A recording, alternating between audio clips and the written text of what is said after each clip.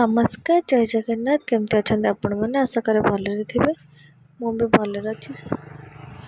आज प्रथम blog start होता आम बाड़ी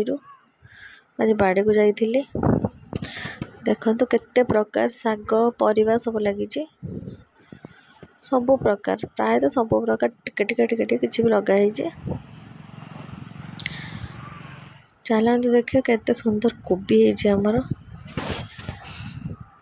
बेसी भी जत्न नहीं सेमती लगे देलु गछ पानी दौचु हो जाए कोबी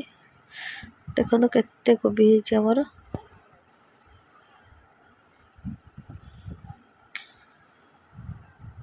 केते सुंदर देखा भी जाउची निज बाड़ी रे चाष करके खाइले बहुत भल। तापर घर को पड़े आसती आज बहुत माछ आसला पूरा 2-3 प्रकार माछ। तापर भाउज मु आम पूजा समस्ते पखाड़ खावाई माछ भजा करिकी नहीं पड़े आसलु माछ भजा पखाड़ आ लंका अचार आराम से खरारे बसिकी खाई देइथिलु। आज एठी आम पुओ भी खेलुथिला एठी खेलुची तार तापर माछ भजा रेडी हो गला तापर पुणी देसी माछ पड़े आसला आहरी ताको भजा भजी रहा तापर मु चलली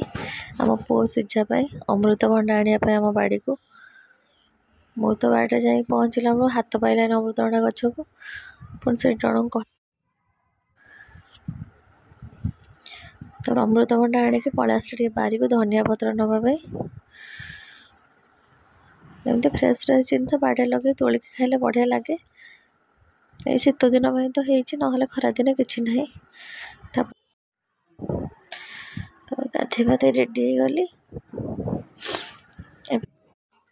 भाउज रोषे कर भात डाली माछ तरकारी नहीं पलि आसली खायापाई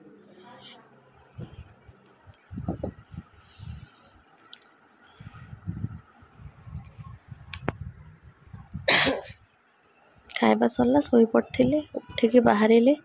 टे बर्थडे थिला जीवाई आमर से भाउज को पुअर बर्थडे चलली घर को पूरा घर पाखरे पलि जाइए। Happy birthday to you. Happy birthday to you.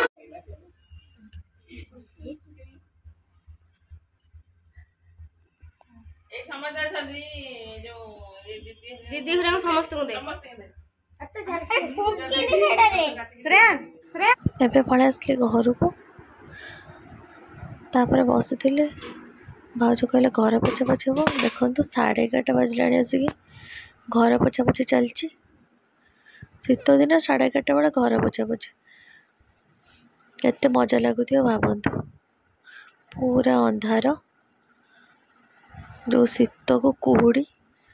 तादरे चलला आमर घर पोछा पोछी 11:15 हो गला भाउज घर पोछी मु घर झाड़ करदेली से घर पोछी